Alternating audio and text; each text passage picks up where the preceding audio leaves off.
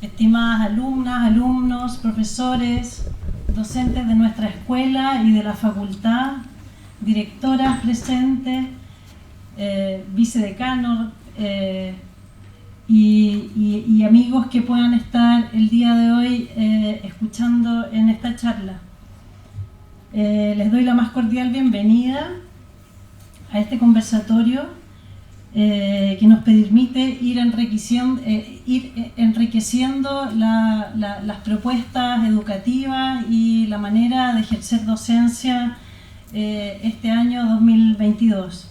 En esta oportunidad tengo el agrado de poder presentar a Ignacio Smulevich, nacido en Puerto Varas y residente en la ciudad de Valdivia durante mucho tiempo, historiador, curador y crítico de arte formado en la Universidad de Chile, magíster en arquitectura en la Pontificia Universidad Católica de Chile. Ha publicado libros como Arte, Ciudad y Esfera Pública en Chile en el 2015, Fuera del Cubo Blanco 2012, El Acantilado de la Libertad, antología de crónicas valdivianas, entre 1977 y el 92. Ha curado exposiciones como Ciudad H en el Centro Cultural Matucana 100, Spoiler en la Galería AFA, Artes Visuales en Valdivia, Archivo 1977 y el 86 en el Museo de Arte Contemporáneo de Valdivia. Fue coordinador del Centro de Documentación de las Artes Visuales del Centro Nacional de Arte Contemporáneo. Actualmente se desempeña como crítico de arte de la revista Panera. Se ha especializado en las áreas del arte moderno y contemporáneo, arte público, chileno y latinoamericano. Cuenta con experiencia en instituciones públicas y privadas en los ámbitos de gestión, dirección y contenidos. Ha escrito más de 200 textos entre libros, catálogos, reseñas, críticas, artículos, ensayos y columnas en medios nacionales e internacionales. Actualmente se desempeña como profesional de la Unidad de Cultura Digital del Gabinete de la Ministra en el Ministerio de las Culturas, las Artes y el Patrimonio, miembro del Comité Asesor de la Feria Internacional de Arte Contemporáneo Chaco, asesor en el evento internacional de la Galería Weekend, académico de la Facultad de Artes de la Universidad Finisterra, en la Escuela de Arquitectura de la Pontificia Universidad Católica de Chile, como también en el Departamento de Artes Visuales de la Facultad de Artes de la Universidad de Chile. Ignacio, una tremenda trayectoria que yo sé que a él le gustaría más que uno lo presentara como amante del arte, del cine, de la música, crítico, un pensador de nuestros tiempos que se vincula con el qué está ocurriendo, ¿cierto?, en el día a día, pero en la presentación de hoy vamos a poder ver cómo se analizan los cambios que se han producido en el arte chileno contemporáneo desde los movimientos estudiantiles, ambientales y territoriales del 2011 en adelante. Se revisará un panorama de prácticas descentradas de los centros urbanos, fuera de los marcos institucionales, o bien entrando en tensión con los objetos y circuitos del arte chileno consagrado desde la transición con la articulación academia, museo, mercado, dando pie a un contexto de residencias, espacios independientes, activismo. Los cruces con la tecnología, la naturaleza, los debates sobre pueblos originarios, derechos de agua y disidencias y memoria son algunos de los temas a tratar en una revisión de varias obras claves que él va a presentar.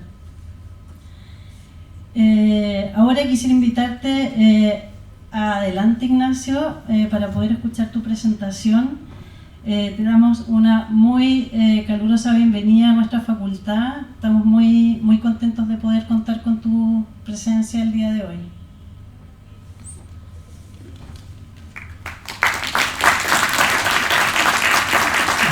Buenas tardes.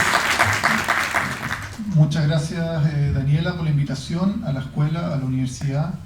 Me van a permitir si me puedo sacar un poquito la mascarilla. Me avisaron la Seremi de Salud que se puede, así que no hay problema. ¿Se escucha bien? Lo primero, ¿me escuchan bien hasta el final? ¿Fondo? ¿Bien? ¿Están muy entusiastas? Primero, muchas gracias por tomarse la tarde para venir a esta presentación. Espero que sea enriquecedora. El currículum es bastante exagerado, así que les pido que solamente se queden con la parte final, que lo que más me fascina es el arte contemporáneo, y los quiero invitar hoy día a pensar con algunas de las obras que se han producido en los últimos 15 a 20 años. Yo soy historiador del arte, eso significa que mi función, mi trabajo principal es contar, analizar, organizar y contar cómo ha sido el arte del pasado. ¿Cómo hacemos eso? Para poder explicarles, ya que tenemos estudiantes acá nosotros, además de académicos, el principal trabajo es organizar los vestigios que nos quedan del pasado. El pasado solo nos deja vestigios, huellas, algunos retazos de cosas que van sucediendo, algunas acciones que pueden estar haciendo estudiantes, algunos proyectos que pueden estar haciendo profesores. Todo eso está ocurriendo contemporáneamente.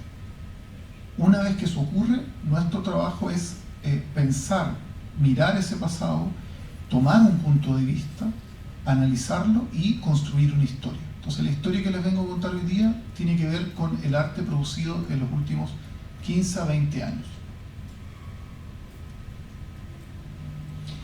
Esta historia que les vengo a contar hoy día comienza con un recorrido.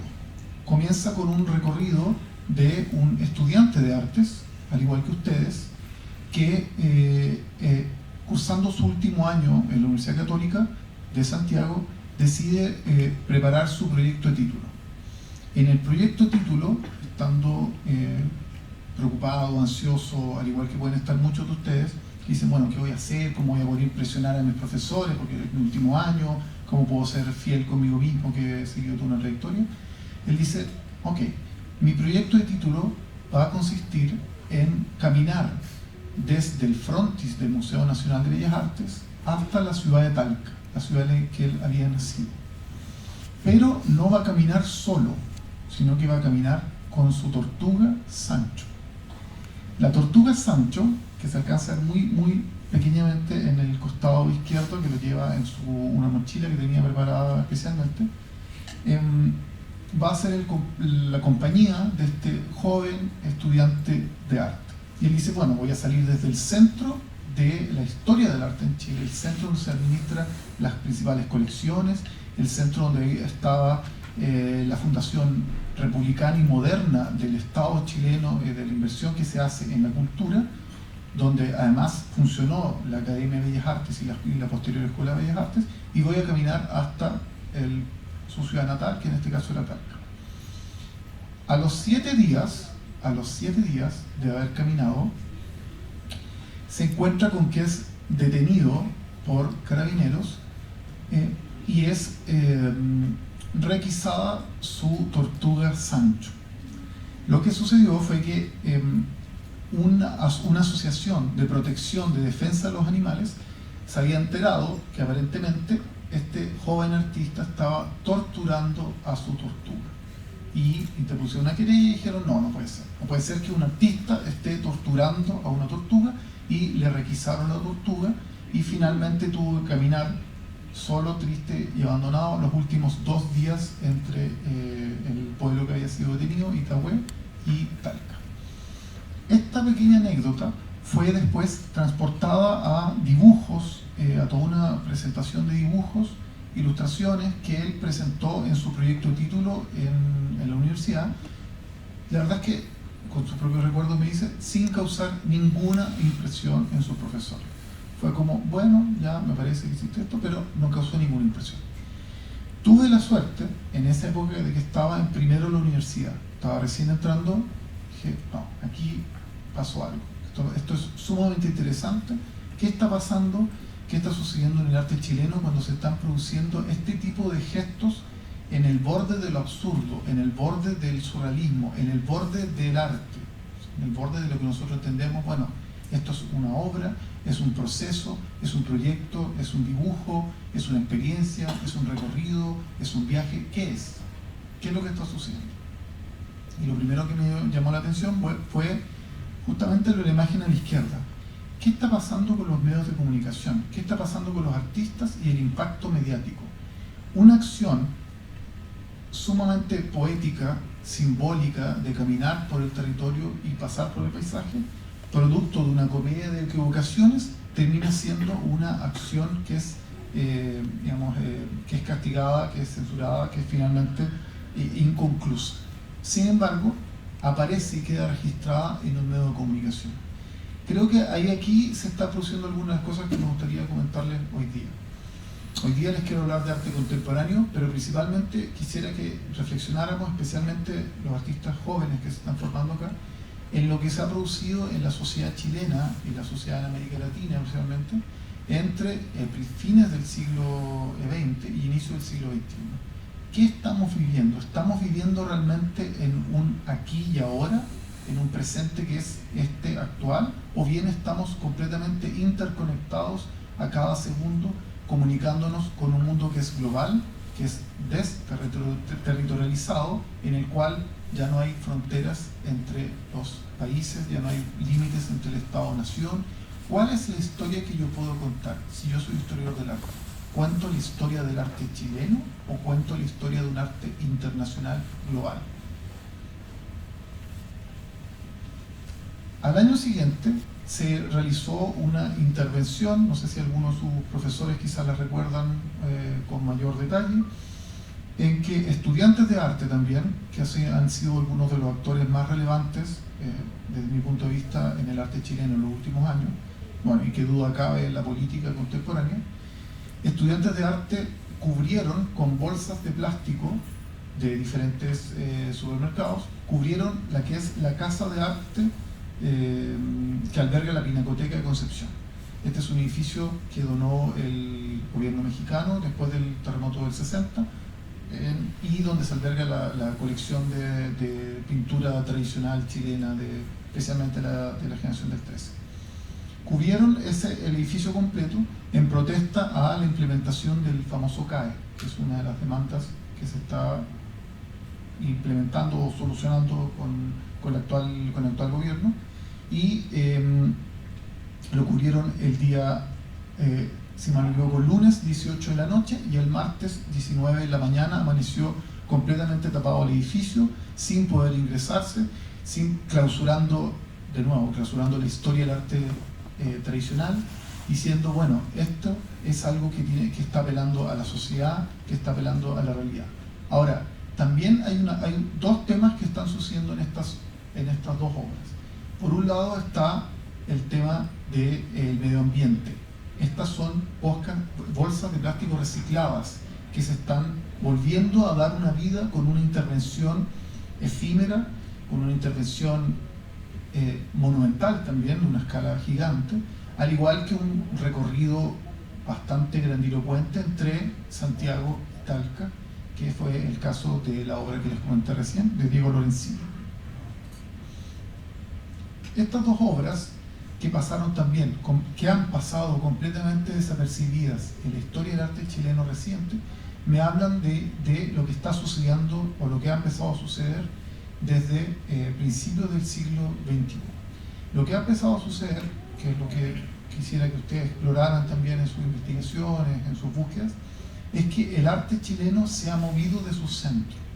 El foco que existía en la relación entre academia y museo, es decir, entre la formación académica y el circuito tradicional de arte, en que esa articulación se ha desplazado hacia los márgenes. Y hoy en día estamos viviendo que gran parte de los artistas están trabajando en las zonas extremas del país, están trabajando en el desierto o están trabajando en la Patagonia.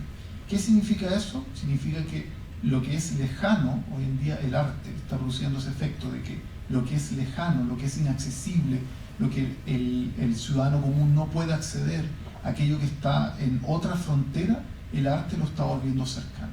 De la misma manera que el mundo se está comprimiendo, se está achicando, y ahora lo que a nosotros nos parece lejano, por ejemplo, una guerra en Europa del Este. Si alguien quiere consultar, enciende su celular y dice, bueno, mira, esto está pasando, esta es una cámara que está en la plaza de Kiev, esto está pasando en este preciso momento. Entonces lo lejano se está acercando, lo es inaccesible se está volviendo a la mano. ¿Por qué el arte produce eso? ¿Por qué el arte investiga sobre eso? ¿Qué es lo que le fascina a los artistas respecto de aquello que es inaccesible? Bueno, esas son algunas de las cosas que quisiera comentarles hoy día. Entonces, educación artística, artistas interviniendo el edificio tradicional y decimonónico del arte. Ese es el frontis de la Pinacoteca de Concepción, para mostrarles que ustedes comparten también facultad con estudiantes de arquitectura. Este es un edificio que se construyó en la década de los 60, de esta mezcla entre arquitectura moderna y como visión precolombina. Tiene algunos detalles típicos de la arquitectura precolombina de México central, y es un edificio, como les digo, que se donó del gobierno de México. Al interior del edificio se realizó el mural de González Camarera, que es uno de los murales más importantes que existe en Chile. Se hizo en una época en que el input, o sea, la visión que teníamos de América Latina, era una América Latina muy distinta a la de ahora, era una América Latina integrada, conectada con sus raíces, donde se estaba valorando digamos, lo autóctono, lo popular. Todo eso estaba ocurriendo en la década de los 60. Y este mural se pintó en la década de los 60 con la colaboración de algunos artistas de Concepción que después fueron a ejercer cargos importantes como académicos. Los mismos estudiantes de arte, o no sé si los mismos, pero digamos otros estudiantes de arte igual como ustedes, el año 2011 se agruparon antes de que comenzaran las movilizaciones estudiantiles y dijeron, vamos a formar lo que se llamó la Asamblea de Estudiantes de Arte. Esta asamblea tenía una sola finalidad, que era cambiar la manera como se estaban realizando las protestas estudiantiles. Ya no pueden ser solo una pancarta, ya no pueden ser solamente una marcha con una pancarta que lleva. Tenemos que utilizar las herramientas del arte contemporáneo para intervenir en el espacio público, para cambiar la mirada del ciudadano. Para eso se hicieron diferentes acciones. La que está a la derecha es en el Paseo Humada, es una acción que se llama Mendigos por la Educación. La que está a la izquierda es una acción que se llama Predicadores por la Educación, y eran todos estudiantes que estaban haciendo gestos performáticos, gestos que están transgrediendo la estructura tradicional de la manifestación. Aquí tenemos una acción que se llama el estridentazo, que es una acción donde todos los estudiantes están tocando la misma nota a la misma hora sin parar frente al Palacio de Gobierno. Esto todo entre fines de mayo, junio y principios de julio del 2011. Y esta es un detalle también de evangélicos por la educación, o sea, estudiantes que están haciendo acciones para cuestionar el sistema neoliberal de enseñanza en el comienzo de la movilización estudiantil. El mismo año hay que recordar que el mismo 2011 se estaban produciendo las manifestaciones medioambientales para detener Hidroicel, que finalmente no se construyó. Y este movimiento dio origen a la perspectiva, digamos, que quisiera presentarle hoy día, que tiene que ver con mirar el arte desde otro punto de vista. Ya no mirar el arte desde la formación académica, sino mirar el arte, cómo el arte puede intervenir en la realidad y cómo el arte tiene la capacidad para traer lo que está en los márgenes, para traer lo que está en las fronteras de la realidad, en el borde del país, o bien que está fuera de la imagen del país, hacia el centro y hacia el debate público. Eso tiene una profunda relación con cuestionarse el sentido de lo que es nuestra propia imagen, el sentido de lo que es nuestra propia realidad. O sea, ¿cómo vamos a poder cuestionar nuestra historia si no es a través de ponernos en sintonía con el resto del mundo? La obra que les estoy mostrando ahora, la cuarta obra, primero les voy a mostrar 7 u 8 obras, y después vamos a hacer una pequeña reflexión sobre la construcción de la memoria, y luego voy a terminar con 4 obras para hablarles de los últimos 2 o 3 años. La cuarta obra es una obra de Enrique Ramírez que consiste en una grabación con plano secuencia, que es una grabación continua de los 24 días que transcurre el viaje de un carguero desde Valparaíso hasta Dunkerque. Entonces, lo que uno percibe es el viaje desde la periferia del mundo, desde donde se están extrayendo las materias primas, hacia el centro del viejo continente. Entonces, ¿qué es lo que está pasando acá? Estamos viendo que Chile, el arte chileno está reflexionando sobre su calidad de productor de materias primas, productor de elementos que se extraen de la naturaleza y que se están exportando ahora al centro del mundo. Ahora, lo interesante de esto es que es una obra, ahí está el sitio web para que lo busquen y después les puedo mandar la presentación. Lo interesante de esto es que es una obra que sitúa en el centro de la reflexión esta idea de que es una vista continua, es una grabación plano secuencia, es decir, estamos viendo todo el día, los 24 horas de grabación, lo mismo, un barco que está viajando lentamente, que atraviesa el canal de Panamá y que llega hacia Dunkerque, que es un puerto en el noreste de Francia. Entonces, el Chile, o sea, digamos, nuestra propia historia, nuestro propio paisaje, estamos viendo los cerros de Valparaíso, nuestro propio paisaje se convierte ahora en una mercancía. ¿Y qué es lo que sucede? Que el espectador, quienes nosotros estamos viendo, nos estamos convirtiendo en consumidores de este paisaje que se está transportando desde el borde sur de América hasta el viejo continente. Es una inversión de lo que significa, por supuesto, la colonización de Europa en América, es una inversión de lo que significa esta disposición que tenemos los países del tercer mundo para con el centro, pero me parece que es interesante en la medida que es una obra que trabaja ese acercamiento del tiempo, ese acercamiento del espacio, ese acercamiento de la frontera de lo que es lejano que lo que está cercano. El problema de lo que es cercano y lo que es lejano, ¿no? Para ustedes que estudiaron Historia del Arte o que tuvieron curso de Historia del Arte, es un problema antiquísimo. La perspectiva, la propia génesis de la perspectiva es el origen de una herramienta para organizar lo que está lejano, lo que está disperso, lo que está desordenado, lo que veo en el paisaje y si me muevo ya no lo puedo percibir igual. Es el mismo instrumento de la construcción moderna del arte, es un instrumento para controlar y organizar el paisaje. En este caso es lo mismo, es una grabación que permite contener la diversidad del paisaje en un solo registro, en una sola grabación.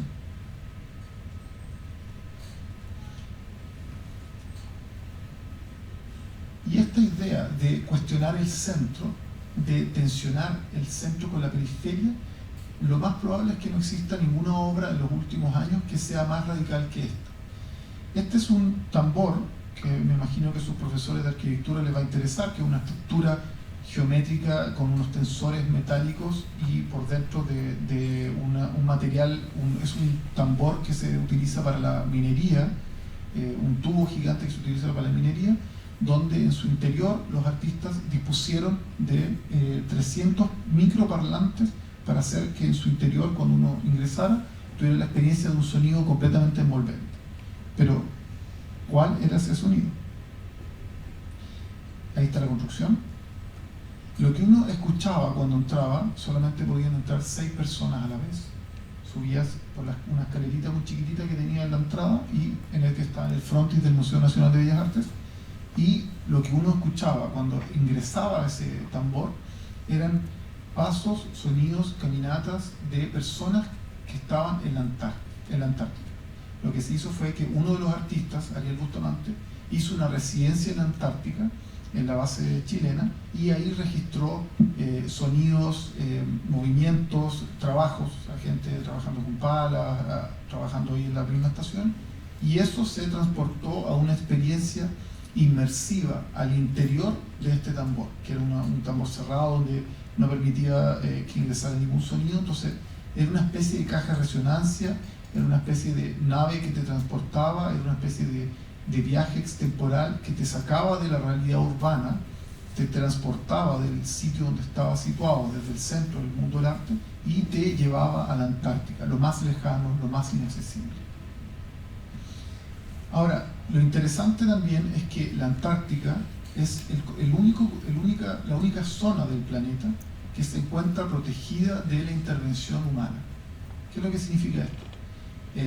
A mediados de los 50 se firmó el Tratado Antártico, que hizo que todos los países que tenían frontera con la Antártica se pusieron de acuerdo y dijeron: la Antártica va a ser un continente que no se va a contaminar, un continente del cual no se va a extraer ninguna materia prima, que no se va a explotar.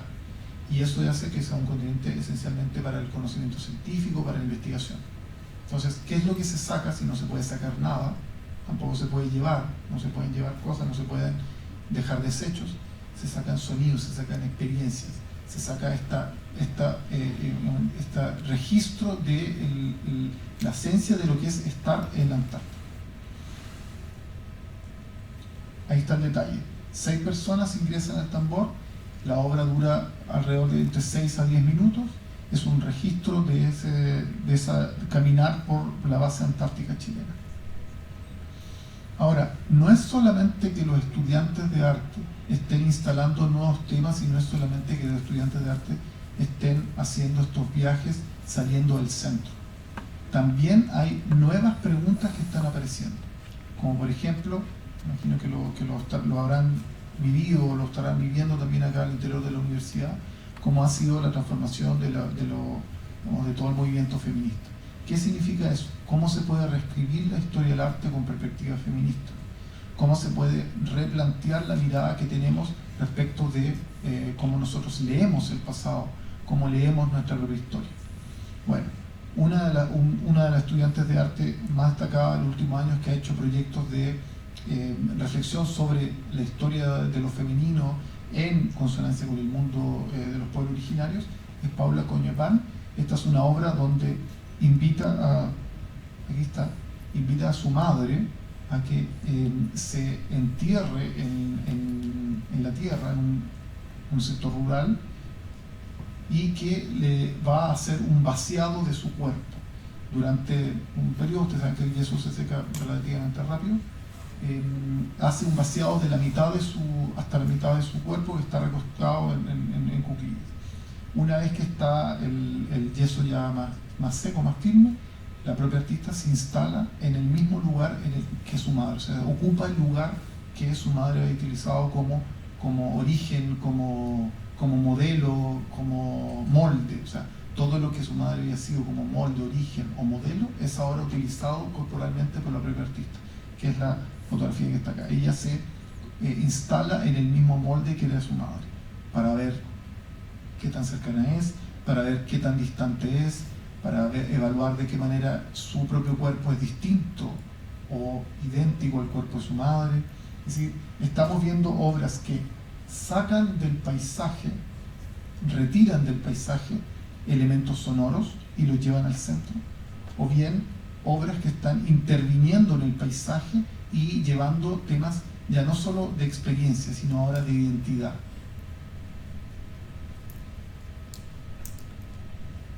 La séptima obra es una obra que me gustaría que reflexionaran también y que hicieran un contraste, porque para allá estamos yendo también. El contraste que quiero hacer es entre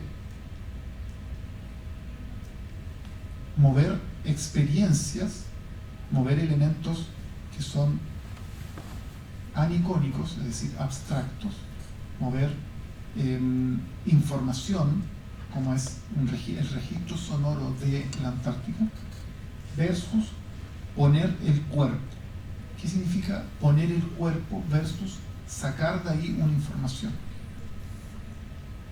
En este caso es un registro fotográfico aéreo, una toma aérea continua desde toda la latitud 33, que es la latitud que va desde el Cajón del Maipo en Santiago hasta San Antonio. Y son fotografías aéreas y un video que registra todo el tránsito de una avioneta que está haciendo este registro del paisaje.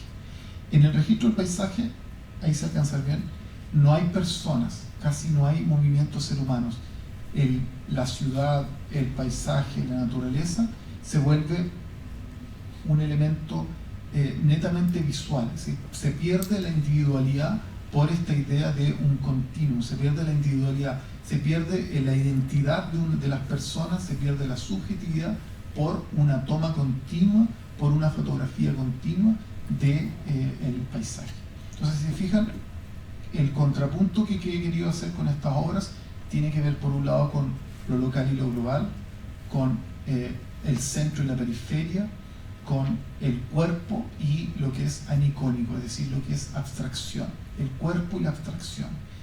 Cuando nosotros decidimos, bueno, colocamos al centro de la obra nuestra propia identidad, o bien estamos tomando el paisaje y su abstracción. En el caso, por ejemplo, de la obra de Enrique Ramírez, que es un viaje de un carguero, en el caso de esta obra, que es una vista aérea de toda la ciudad de Santiago. La última obra de este periodo es una obra que me imagino que habrán visto, habrán escuchado, o algunos de sus profesores se la habrán presentado en una clase, que es una obra de Sebastián Cafuqueo, que es un artista que en una toma fija se aparece en la escena, es un video, aparece en la escena y se cuelga, se viste con estos elementos que son de la ritualidad mapuche, pero que son bastardos, por decirlo así, no son originales, sino que son comprados y adquiridos en tiendas de bajo costo, en tiendas de artesanía que se pueden encontrar en cualquier lado, y se trasviste como si fuera un personaje, un ser que ocupa un lugar importante en la mitología y en la cosmovisión mapuche, que son los bueyes, que son personas que transitan entre géneros, que cambian de rol, que cambian de lo masculino a lo femenino, de lo femenino a lo masculino, es decir, que no tienen una identidad fija. Y esa identidad está siendo cuestionada en la medida que el propio artista se dispone esos atuendos y comienza a contar su propia historia. Mientras se va colocando estos atuendos en los subtítulos, aparece su propia historia, su historia de haber sido denostado, haber sido denigrado, cómo fue su pasado, y todo eso hasta que se termina de travestir en este personaje que es el buey, aquel que transita entre lo masculino y lo femenino. Ahora, ¿qué es lo que ha pasado entre el 2005 y el 2015? Eso es lo que yo quisiera instalar. Yo quisiera instalar que el arte chileno se abrió no solo a nuevas temáticas, no estamos solamente viviendo un periodo en que hay nuevas temáticas, que es cierto, hay nuevas temáticas como, por ejemplo, el medio ambiente, la educación, la descentralización, los pueblos originarios, el feminismo. Estas son probablemente las temáticas más relevantes, las que ustedes ven en el día a día, en el panorama de las exposiciones, en las curadurías, en las publicaciones. También hay algo respecto a la propia historia, y eso es lo que yo quisiera hacerlos pensar hoy día. La historia del arte, incluso su propia historia biográfica, cuando ustedes lleguen hoy día a sus casas, alguien les va a preguntar, bueno, ¿qué hicieron? Ustedes van a decir, bueno, no me acuerdo muy bien, hice esto, otro. La historia se construye en base a fuentes y a documentos, y nosotros contamos un relato desde un punto de vista. Lo que ha sucedido en los últimos años, en este mismo contexto de secuencia de nuevas obras, es que han aparecido nuevas historias también. No es solamente que el arte ha vivido un proceso de aceleración de nuevas prácticas, sino que hemos vivido un proceso de aceleración de nuevas historias, de nuevos relatos. Arriba a la izquierda es una publicación muy interesante que les invito a revisar, que cuenta todo el movimiento de resistencia gráfica realizado durante la dictadura militar, principalmente entre el año 83 y el año 88.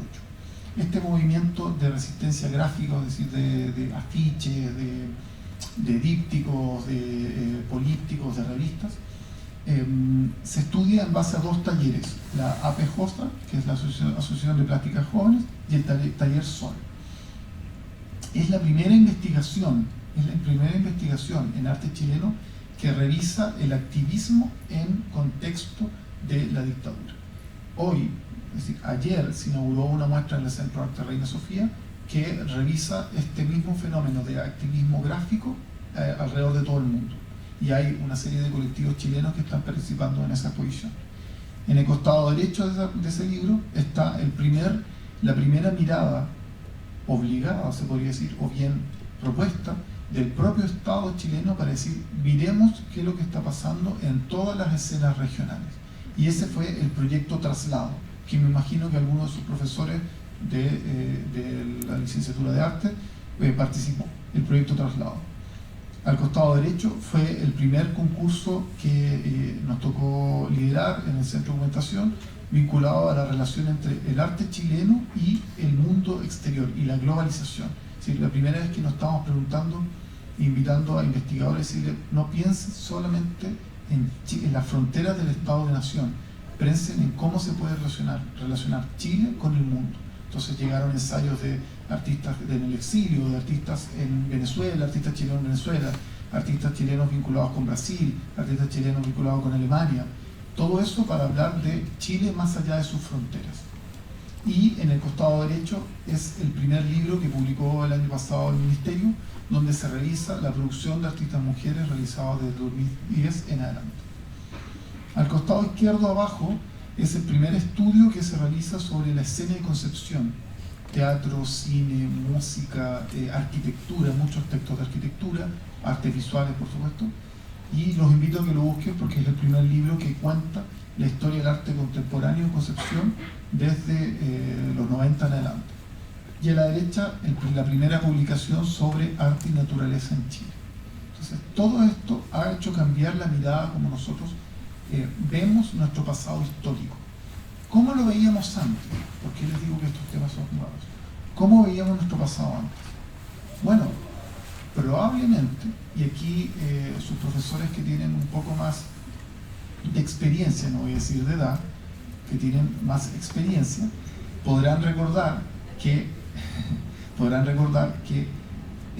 los principales ejes, como nosotros habíamos leído el arte chileno desde fines de los 60 hasta probablemente los movimientos estudiantiles del 2011, fueron los ejes de la memoria, la ruina de la modernidad, la desaparición de los cuerpos, el fracaso del proyecto político producto de la dictadura.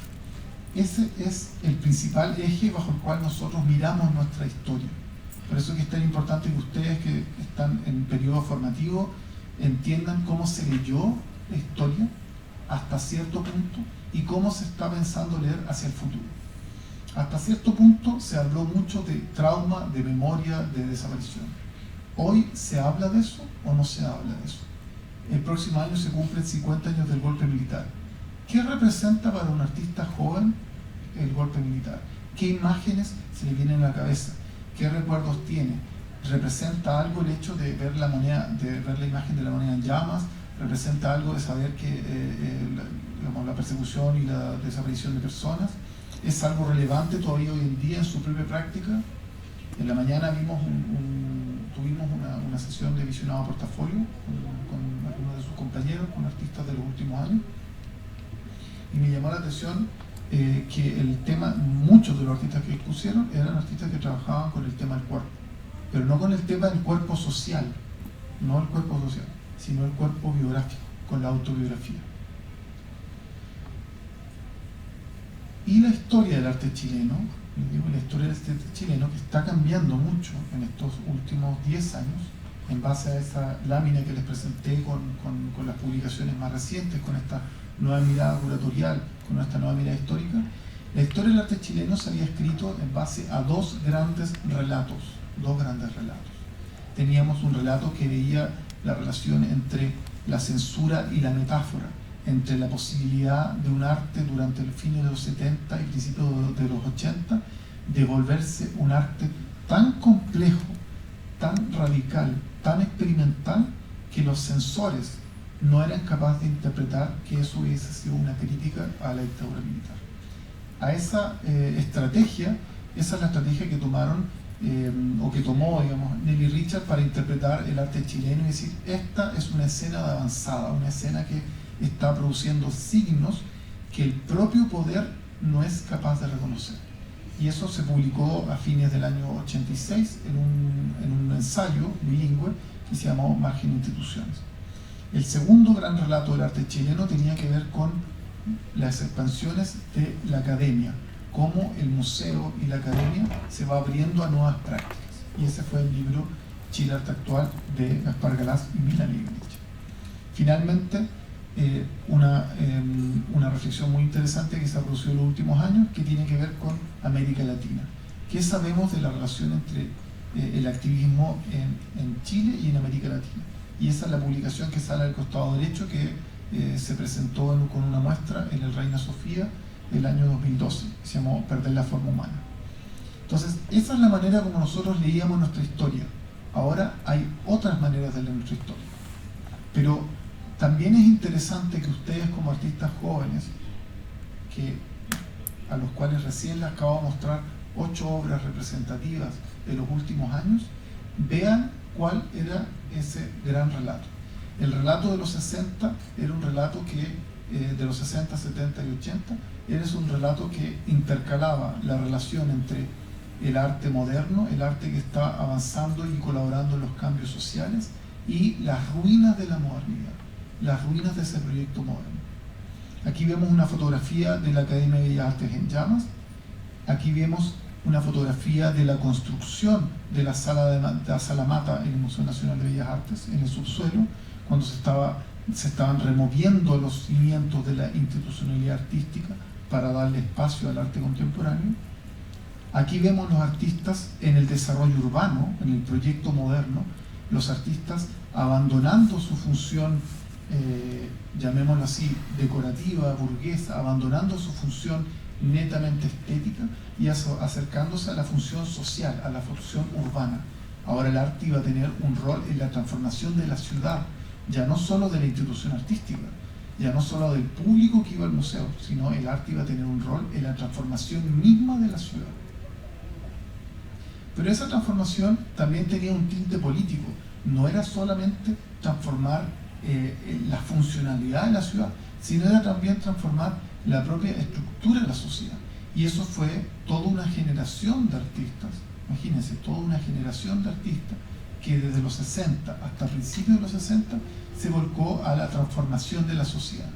Artistas que estaban vinculados con el proceso político, por ejemplo, liderado por Salvador Allende y la Unidad Popular.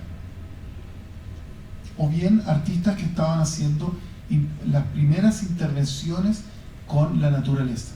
Artistas como Cecilia Vicuña, que hoy en día es una de las artistas más relevantes chilenas, que recolectó hojas del parque forestal y las situó en una sala del museo. Le llamó Salón de Otoño. Todo esto estaba sucediendo a fines de los 60 y principios de los 70, y como les digo, tenía que ver con la relación entre el futuro, el progreso de la sociedad, el cambio social y las huellas que ese futuro, las ruinas que van quedando de ese futuro. De estos proyectos solo quedan archivos, solo quedan memorias, es decir, quedan fotografías, recortes de prensa, los pocos archivos fotográficos que van quedando. Esa es una de las primeras intervenciones efímeras que se hizo en el frontis de Bellas Artes. Es una tina hecha de papel mercurio que arma una estructura y que se prende fuego. O sea, una obra que no dura nada, es una obra que está hecha solo para el registro, solo para los 2 o 3 transeúntes que estaban en ese momento, pero es una obra que, fíjense el resultado que queda de la obra, quedan solo las cenizas. Aquí quedan solo hojas secas, cenizas y hojas secas.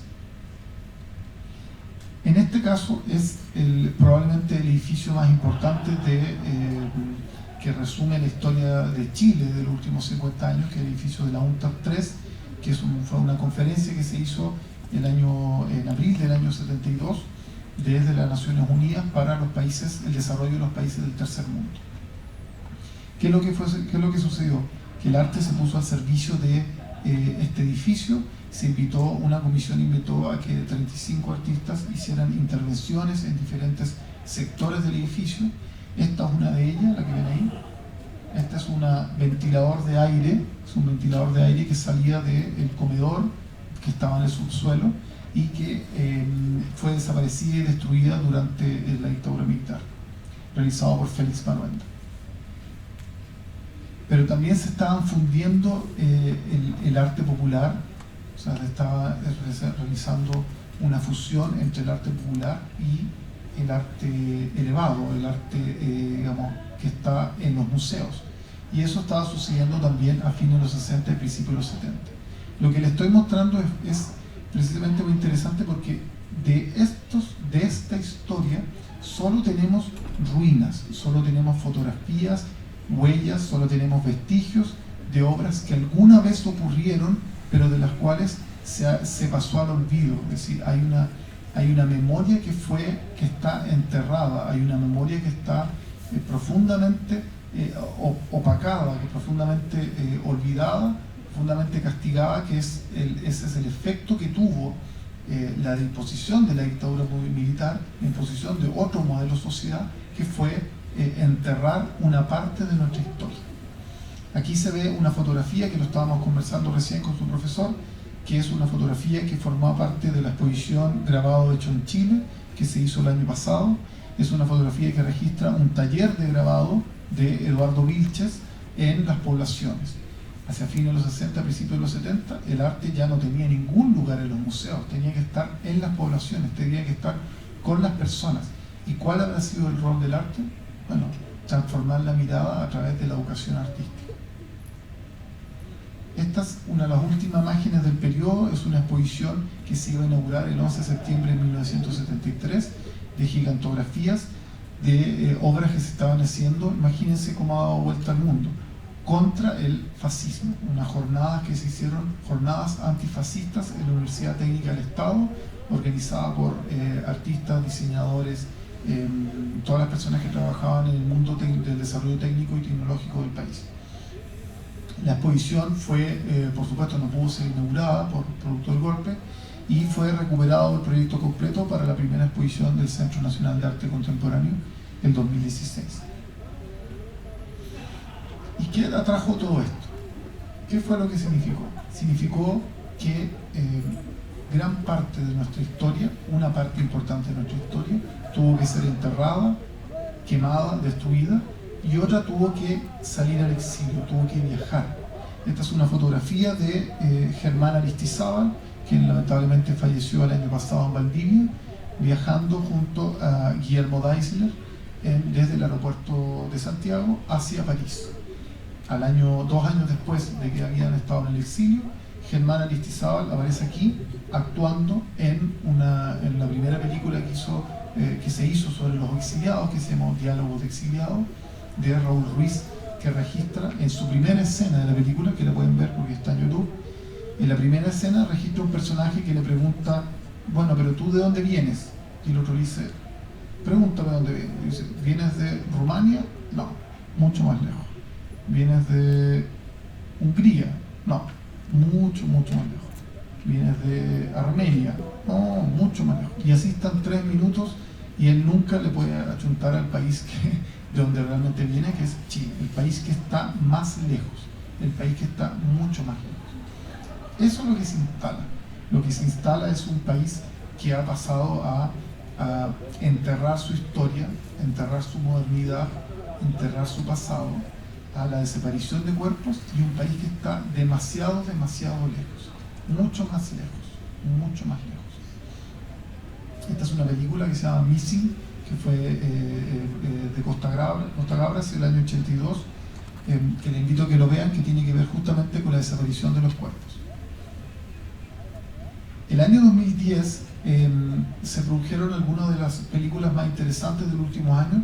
Se las traigo también porque tiene que ver con cómo ciertos campos de la producción cultural no solamente son artes visuales, sino teatro, música, cine, literatura, cómo algunos campos de la producción cultural se han entregado a una reflexión visual mucho más fuerte respecto de los 40 años, en ese caso eran los 40 años del golpe.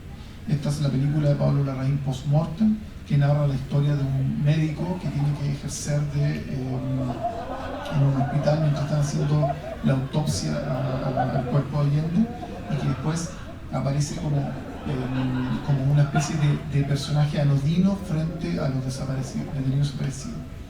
O bien, por ejemplo, la película Patricio Guzmán, que es Nostalgia de la Luz, donde se está buscando todavía, en el 2011, todavía se están buscando, escarbando por esos cuerpos que quedaron perdidos y enterrados en el desierto.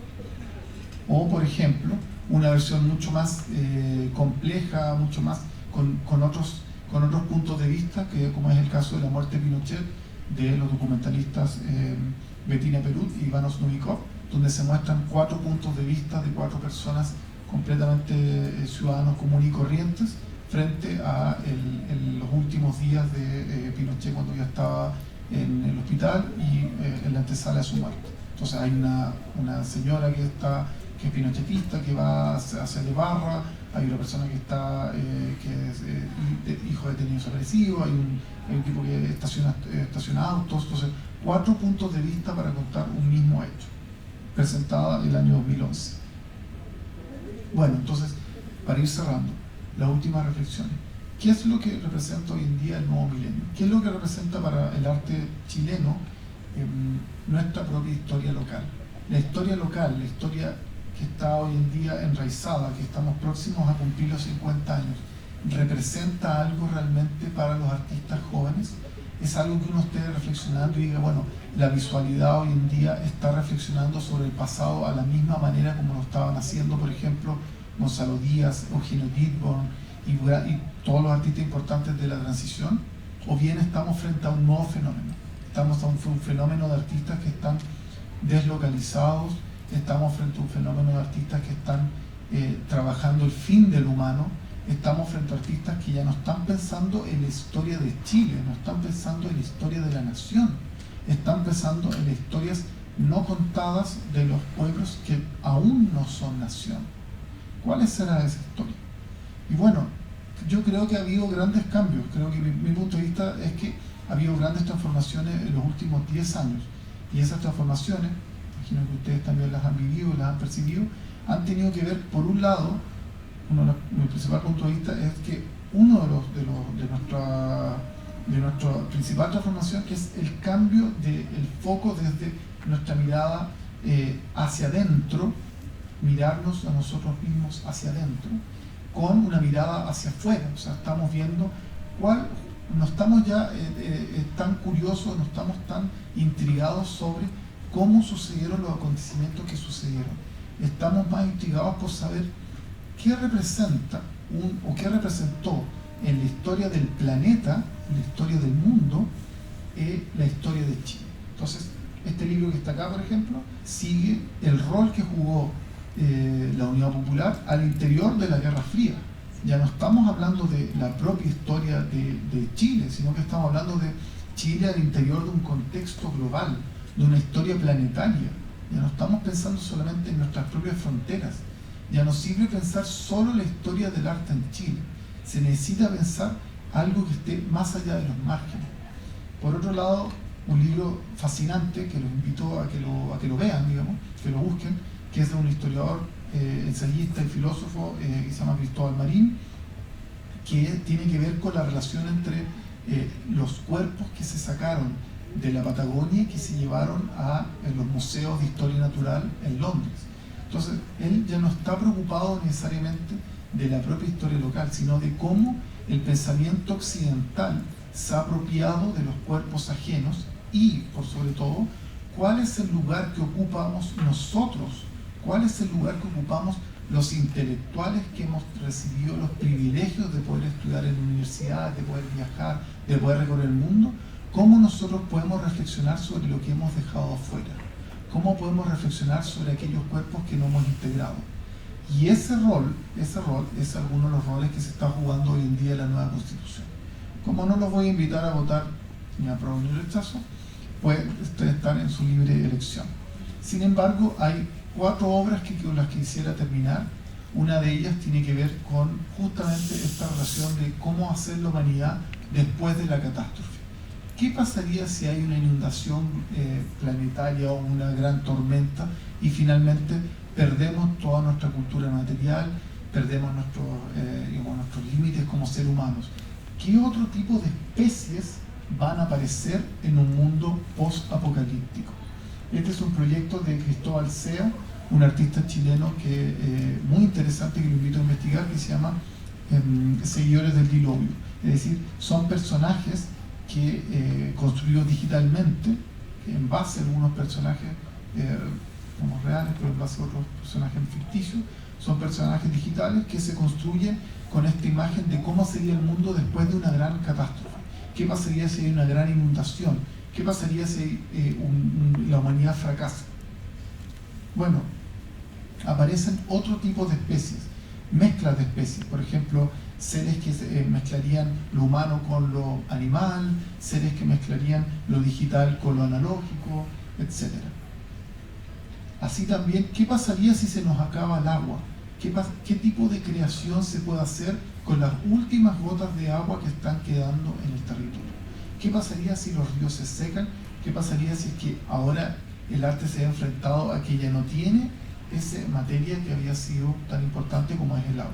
¿Qué pasaría con eso? Entonces, este es un proyecto de Claudio González que está generando con las aguas del río Loa en el norte, y que, ahí está la imagen del río Loa, y que termina con una producción automática de grabados. Hace grabados con los registros, con contenedores de agua que saca el río Loa, y que los mezcla tecnológicamente para hacer unos grabados en base a movimientos de fricción entre placas metálicas y estos ácidos que ella va sacando del agua. Es decir, ¿qué pasaría si ahora la producción ya no es manual? ¿Qué pasaría si la producción ya no está interviniendo en la propia mano del artista, sino que ahora es la propia naturaleza haciendo sus imágenes por sí sola?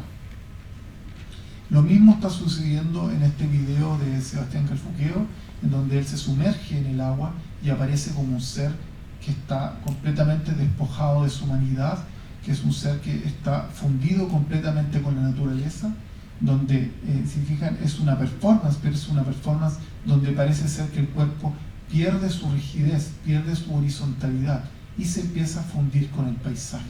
¿Qué pasaría si ahora lo humano deja de tener importancia versus lo natural? ¿Cómo sería esa realidad? Eso es lo que están explorando los artistas chilenos. Este es el caso de una performance de Paula Baeza Pailamilla, donde se cuelga de un puente en Zúrich, en un río, y abraza piezas de la colección de botánica de un museo. O sea, el cuerpo que había sido hace 100 años trasladado desde la Patagonia hacia el centro para un museo natural, como le mostraba en ese libro de Cristóbal Marín, ahora es el cuerpo el que está apareciendo en el centro del mundo del arte y diciendo: no, ahora yo voy a tomar la colección del Museo de Historia Natural y me voy a colgar desde un puente. Y ahí está la propia artista abrazando las piezas de la colección del Museo de Botánica de Zúrich.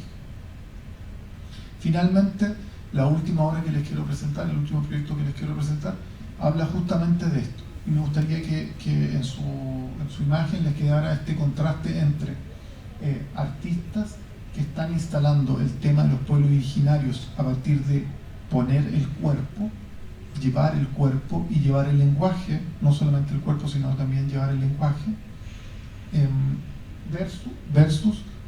versus proyectos que están llevando la imagen, la información y la experiencia del paisaje. Entonces, ese es el contraste que me gustaría hacer. El paisaje ahora no es solamente un elemento a retratar, no es solamente a traer su materia, sino que hay una disputa muy fuerte, hay un debate muy fuerte entre llevar la experiencia del paisaje, los sonidos del paisaje, el registro aéreo del paisaje, el registro del paisaje en el barco, o en este caso el registro de este elemento natural que se llama las turberas, o bien colocar el cuerpo. ¿Qué es más urgente hoy en día? ¿Qué es más urgente para la sociedad? Que aparezca el cuerpo distinto, aparezca el cuerpo del otro, aparezca el cuerpo clausurado, el cuerpo censurado, el cuerpo desaparecido, pero ahora el cuerpo de los pueblos originarios, el cuerpo de las mujeres, el cuerpo de las minorías, el cuerpo de las disidencias. ¿Eso es lo más urgente? ¿O bien estamos hablando de artistas que están trayendo la percepción del paisaje? Este es el pabellón de Chile en Venecia, que actualmente se está exhibiendo hasta fines de noviembre. Me parece que es un proyecto sumamente interesante para que ustedes lo busquen y reflexionen sobre eso. Es un proyecto que se hizo, como se puede ver ahí, entre distintas disciplinas. Hay Alfredo Tierno, que es un arquitecto, la Dominga Sotomayor, que es una cineasta, Ariel Bustamante, que es un artista visual, Camila Marambio, que es una curadora que llevó un proyecto en la Patagonia, y todos ellos, y Carla Maquiavelo, perdón, que es historiadora del arte. Ellos también trabajaron con organizaciones de pueblos originarios de Selknam, con los que hicieron viajes al Parque Curaninca, que está en Tierra del Fuego, para estudiar esas formaciones que están ahí, que son turberas, que son formaciones que son las únicas formaciones en la Tierra que tienen tal capacidad de absorción de gases de efecto invernadero, o sea, tienen un rol sumamente importante en el cambio climático. Sin embargo, lo que me interesa discutir aquí con ustedes es de qué manera se lleva eso al centro del mundo del arte. Se llevó una muestra de esas turberas que se cosechó en Alemania, se sacó un pedacito de las turberas y se cosechó en Alemania, y luego se hizo un video que registra sonoramente, de nuevo, sonora y visualmente, toda la experiencia de la naturaleza y del paisaje. Algunas voces de comunidad Selknam también se alcanzan a escuchar. La pregunta es, ¿qué es lo que estamos llevando al centro del mundo del arte? ¿De qué manera el arte se ha alejado hasta los extremos, hasta el desierto, hacia la Patagonia? Cuando hace eso, cuando hace esos ejercicios y cuando mueve imágenes, cuando produce imágenes, cuando produce reflexiones, ¿qué reflexiones produce? Produce reflexiones respecto del medio ambiente, produce reflexiones respecto del límite de lo humano, produce reflexiones sobre, por ejemplo, pueblos que no son parte del Estado-Nación, produce reflexiones respecto del paisaje del futuro, el paisaje que vamos a tener si es que no se cuida o si no se resguarda el medio ambiente. Por ende, es un nuevo rol social del arte. El arte ya no tiene un rol social vinculado a la transformación de esta sociedad. No tiene un rol social como en los 60, decimos, hay que con un programa político transformar Chile, sino que el arte ahora tiene un rol social por transformar el planeta. O sea, ¿cuál sería el rol del arte el mañana? Y, por supuesto, el contraste que les quería hacer era entre esas obras y estas obras. Obras en donde todavía se insiste en la fuerza y en la presencia del cuerpo del otro. El cuerpo que había sido llevado antes, 100 años antes, como un cuerpo momificado, un cuerpo detenido, un cuerpo asesinado de pueblos originarios hacia el centro para instalarse en un museo. Ahora, lo interesante es que piensen esto: los museos de historia natural a principios del siglo XX en Europa y en Estados Unidos recibían piezas de cuerpos originarios, pero también recibían hojas y naturaleza de distintas partes del mundo. Y eso era lo que se exhibía como el planeta. Hoy en día hay que pensar cómo la historia occidental ha excluido esos cuerpos, cómo la historia moderna ha castigado esa historia y cómo el arte ahora juega un rol para reponer esos cuerpos, reponer ese lenguaje, reponer esa historia.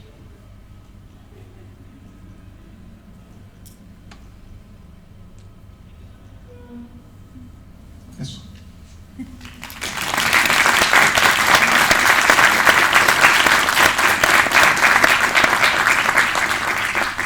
Por supuesto que los dejamos invitados ahora a preguntas, a dudas, si alguien quiere volver sobre alguna obra o sobre alguna imagen, o quiere tener algún diálogo más específico sobre algún tema. Por favor, este es el momento de que interactuamos.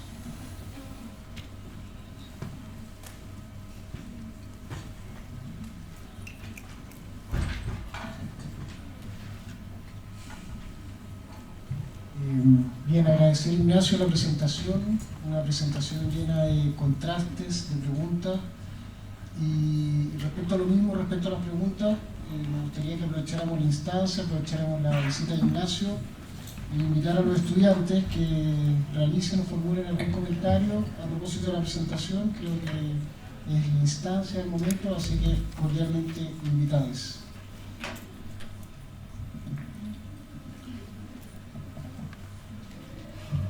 Sin miedo. Ahí no.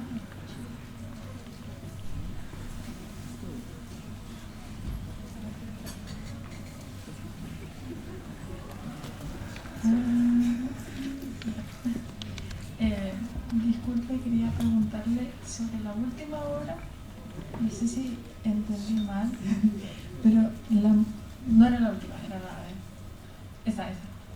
Está colgada sobre una momia.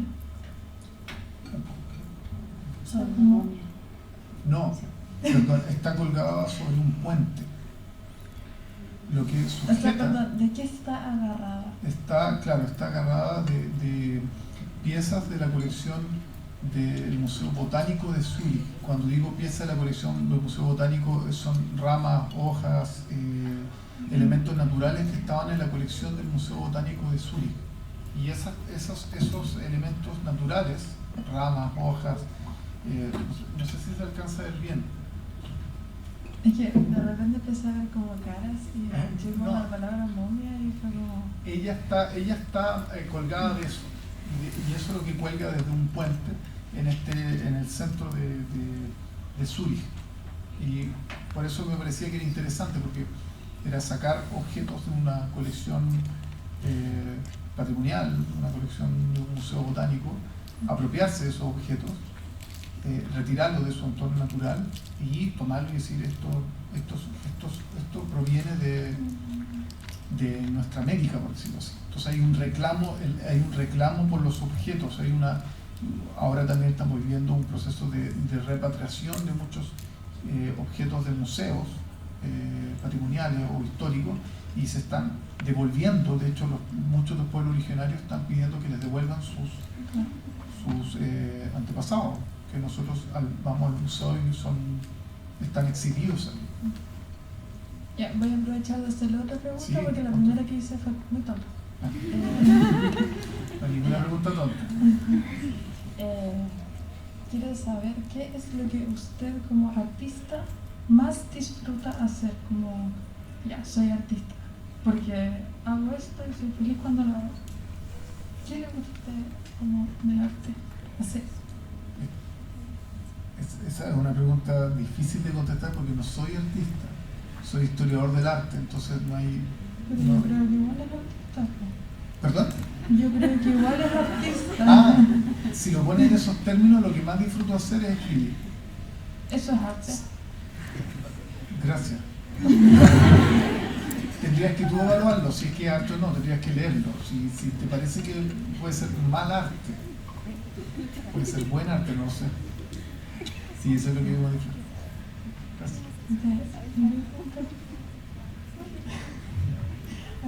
¿Alguien más? Allá atrás.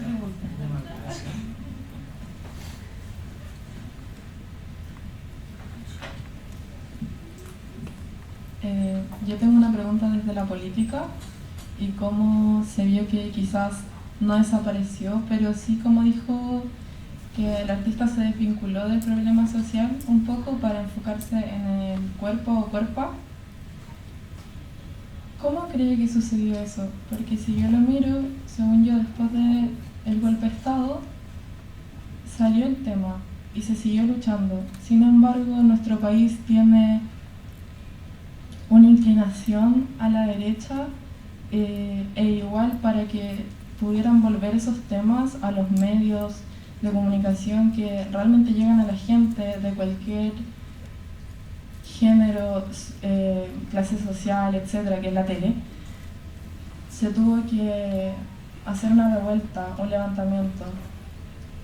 Entonces, mi pregunta es, ¿cómo cree que desapareció a poco eso? Y comenzó a existir el artista sobre la historia y no la historia sobre el artista. A ver si te entendí bien tu pregunta. En algún momento yo creo que insinué, para aclarársela al resto, en un momento insinué que parte de lo que había pasado en los últimos 15 años en las artes visuales, esencialmente, era un cambio de eje respecto de artistas que habían estado trabajando con temas de memoria y derechos humanos. Ahora, quiero insistir que este fue el tema durante casi más de 3 décadas, o sea, desde los fines de los 70, todos los 80. Probablemente, por ejemplo, la obra más importante de la transición es Lonquén, que es una obra que hizo nuestro Premio Nacional de Arte Gonzalo Díaz en marzo del año 89, y es una obra que alude directamente al caso de Lonquén. Y gran parte de las obras que se hicieron durante los 90 tenían que ver con temas de derechos humanos, gran parte de la primera década de los 2000 también. Yo tengo la impresión que eso no es que se haya dejado de hacer, no es que los artistas ahora no tengan una vocación política. Yo creo que tienen una vocación política, sin embargo están aludiendo a otros temas, a otras temáticas, no de la misma manera que se estuvieron aludiendo durante tanto periodo. Por eso les mostré también la Asamblea de Estudiantes de Arte, que incluso ellos, que son artistas que están emplazando de manera lo más frontal problemas políticos, se dieron cuenta que no podían seguir con el mismo lenguaje. Entonces innovaron en términos de prácticas que tendían más a la performance, más a performance colaborativas, disruptivas, etc. Entonces yo tengo la impresión de que eso ha girado hacia, creo que lo marqué, ha girado hacia principalmente 5 grandes temáticas que son evidentemente políticas sociales, perdón. 5 grandes temáticas políticas sociales. Sin embargo, esas temáticas no están aludiendo directamente, producto de, hubo un periodo que se aludió muy directamente al tema de la memoria, del trauma y de los detenidos subversivos. En este caso es evidente que están aludiendo tangencialmente a las transformaciones de la sociedad chilena producto de la dictadura, pero no están aludiendo directamente a ese tema, sino que están aludiendo a temas que han ido apareciendo o han ido cobrando mayor relevancia, o sea, como la evolución, el medio ambiente, el feminismo, el pueblo originario, la descentralización, que son temáticas que en su minuto, bueno, no ocupaban un rol tan relevante, o sea, sería difícil calibrar todo eso, pero esa es mi teoría. Yo creo que en este minuto, cuando yo hablo con los artistas jóvenes, me da la impresión que ustedes también pueden conversarlo entre ustedes también, me da la impresión que los 50 años del golpe representan bastante poco, ya representaban poco para los 40 años del golpe. Me acuerdo que el único evento grande que se hizo en el mundo de las artes visuales se hizo en Concepción, fue un evento que se llamó 40 años, 40 acciones, y que yo estaba sorprendido porque a ningún artista joven le parecía relevante los 40 años del golpe, no tenía ninguna relevancia. Y hoy en día me pregunto si es que tiene algún sentido, quizás un poco más producto del estallido, puede ser, pero me da la impresión de que hay temas que han ido cobrando mucha más importancia justamente por esta confluencia de cambios de la sociedad chilena, porque el mundo está más abierto. En ese sentido hablaba un poco de globalización, o sea, Chile está más pensando o sea, los artistas jóvenes están más pensando en si va a venir Dua Lipa o si va a venir los Jaiba, o sea, no creo que puedan existir los mismos referentes. En ese sentido pienso que es más global, por eso hablaba de que en este momento es un momento de mucha globalización, interrelación. Incluso cuando tú hablas con artistas sobre el estallido, te están hablando saben muy bien qué es lo que pasó en la primavera árabe, saben muy bien qué es lo que pasó en otro momento, no sé, en Colombia o en Ecuador. O sea, está mucho más globalizado el mundo respecto de lo que es la propia historia como vertical del aniversario, que es algo que es propiamente local, por decirlo así. Entonces hoy en día hay una mirada mucho más global y donde están apareciendo otros temas que son más relevantes, por ejemplo el tema del planeta, o sea, el pensamiento de la historia del Estado-Nación o del Estado-Nación, como lo que les mostré al principio, cuando los artistas estaban muy preocupados de emplazar al Museo Nacional de Bellas Artes, como si el Museo Nacional de Bellas Artes fuera la representación de la historia republicana de Chile. El último proyecto del pabellón chileno es un proyecto que existe imagínate, es una curadora que vive en Australia de un proyecto que se realiza en la Patagonia con artistas internacionales y que es sacar o analizar un elemento que es fundamental pero para el planeta, no tiene nada que ver con Chile, o sea, es un proyecto que podría haber representado a Finlandia, a Australia, a Nueva Zelanda, porque es un proyecto que habla de un problema del planeta. O sea, el medio ambiente es un problema planetario. Los pueblos originarios, por ejemplo, es un problema que nos convoca ahora, pero que todo el mundo está mirando en relación a Nueva Zelanda, a Canadá, a Bolivia, a Finlandia. Entonces es una cosa, hay una sensación, yo siento, bastante más grande que la sensación que nos tuvo durante 2 o 3 décadas respecto de el peso de sentir esta historia muy propia, muy limitante, yo creo. Y en eso los artistas jóvenes veo que están bastante liberados de esas trabas y están navegando en un mundo mucho más global, aun cuando estén trabajando temas locales. No sé si por ahí respondí un poquito lo que me preguntaba. Sí. ¿Alguien más? Allá. Qué bueno estas preguntas. Buenas tardes. Ya, la pregunta es, según su punto de vista, desde su perspectiva y experiencia, ¿qué factores considera relevantes para que una obra contemporánea tenga importancia e impacto en la sociedad chilena? Una súper buena pregunta. Yo te diría que es una pregunta. Aquí, este sí que es un tema difícil, pedregoso de discutir, porque las obras en la historia del arte es muy selectiva respecto del pasado, eso es evidente. Por ejemplo, para dar un ejemplo, el pintor más relevante en París en 1850 era Greuze, pintor académico, el cual nadie se acuerda hoy en día, porque pasó a la historia Courbet. Entonces la historia del arte no necesariamente se juega en relación al impacto de las obras en determinado momento. Otro ejemplo, el ejemplo quizás más importante del siglo XX es el urinario de Duchamp, o sea, una obra que formó parte de una exposición colectiva en la cual participaban cientos de expositores, y esa obra estaba puesta detrás de una cortina, entonces estaba condenada a no ser de relevancia. Sin embargo, el público, producto de la reacción del público, que dijo, oye, parece que hay un urinario en la exposición, ¿será cierto? ¿Será cierto? Empezaron a salir en los diarios, decía, oye, hay un urinario en la exposición del Armory, en el Armory. ¿Cómo es posible? Entonces la gente hizo fila para ver el urinario de Duchamp, cuando era una obra que los propios organizadores del Armory habían dicho, vamos a colocarla, pero la vamos a colocar detrás de una cortina para que nadie la vea. Entonces el impacto público es muy relativo. Yo siento que en general nuestra perspectiva, o la mía en particular, es una perspectiva que apunta a obras que están generando reflexiones importantes sobre la sociedad chilena, o sea, sobre la sociedad del momento. ¿Qué es lo que significa reflexión importante? Bueno, para mí una obra tiene que ver con cierto grado de experimentación.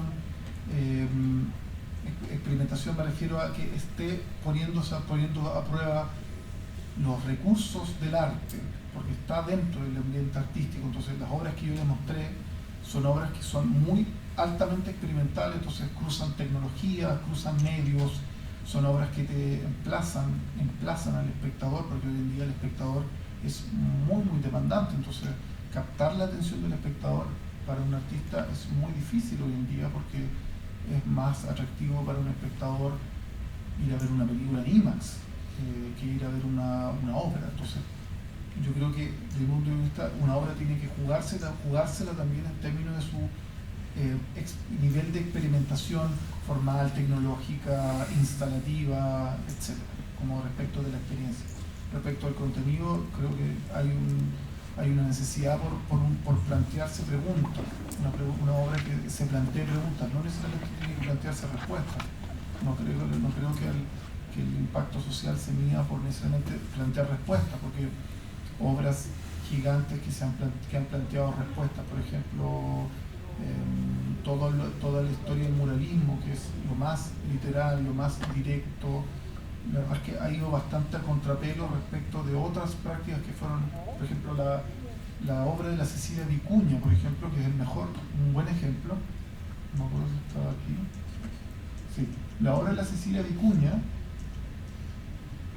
es una obra altamente impactante en la sociedad, ha impactado muchísimo en la sociedad, pero 40 años después. O sea, el impacto de la obra de la Cecilia Vicuña ha llegado con mucha distancia respecto de la producción de la obra misma.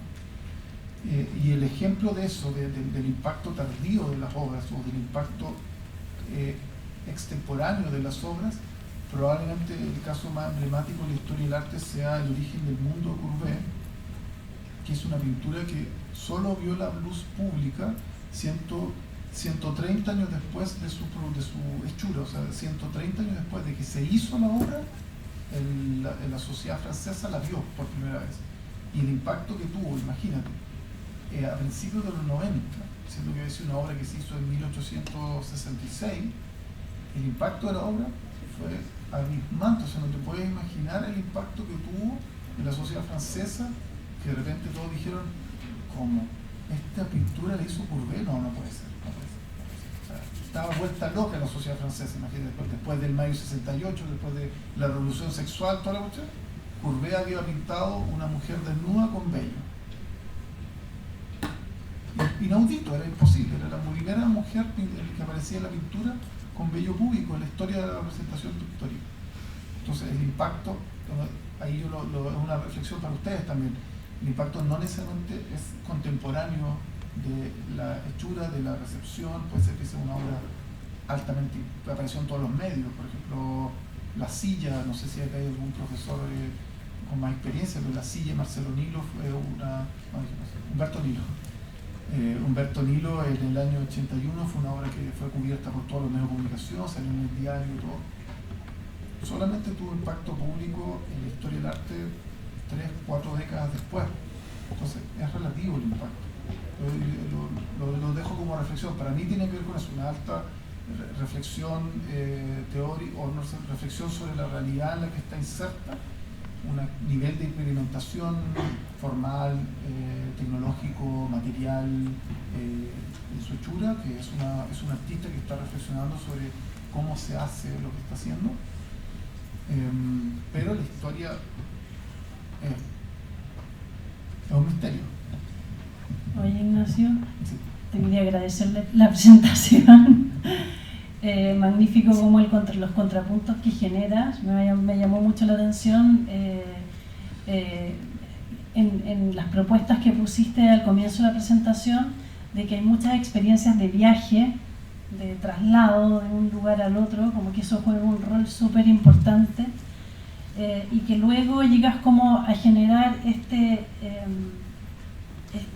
contrapunto entre lo que es el cuerpo o el paisaje, entre lo que es la periferia y el centro, donde está como la mayor urgencia, lo pones como dónde está la mayor urgencia. Interesante eso. Y como dentro de eso, darnos cuenta quizás que también el concepto como de ciudad ha ido cambiando muchísimo. O sea, como eso también impacta mucho a ese contrapunto que pones tú, donde está la mayor urgencia entre el cuerpo, más lo vivencial, ¿cierto? O lo que está en la periferia llevado al paisaje. Y como el artista yo creo que vive siempre entre esa polaridad. Yo creo que es como difícil separar lo que está dentro y lo que está afuera, como que siempre es algo que trabaja juntos. Pero más allá de eso me llevó como a pensar un poco ese ejemplo que ponías de la intervención en la Pinacoteca de Concepción, donde se genera como un blindaje de la arquitectura. algo que pasó mucho en el estallido social, ¿cierto? Que se blinda la arquitectura y es como de cierta manera una negación del concepto de ciudad que entendemos, porque ciudad se entiende un poco como un espacio, una arquitectura habitada, ¿cierto? Donde el ser humano como tiene un espacio. En el momento en que se blinda la arquitectura de museos, edificios, casas, se genera una situación como de anulación del exterior. O sea, como que hay como un nivel se genera una, no sé si, se genera una situación de negar el espacio público o el espacio exterior porque produce una agresión que en el fondo el ser humano ya no se siente, como que deja la ciudad en una situación no habitable. Y esa búsqueda al paisaje, no sé si ves alguna como relación dentro de ese contrapunto que pones, de qué está más urgente, si es que es el cuerpo o es el paisaje, porque la ciudad ya no responde a... o sea, la ciudad como hábitat empieza a ser cuestionada de una manera súper fuerte. No sé si se entiende la pregunta. Sí, totalmente. Yo creo que hay el arte chileno es un arte que está hoy en estos últimos 10 años ha estado muy volcado hacia la naturaleza indómita, no solamente cualquier tipo de naturaleza, sino naturaleza lo más alejada de lo urbano posible.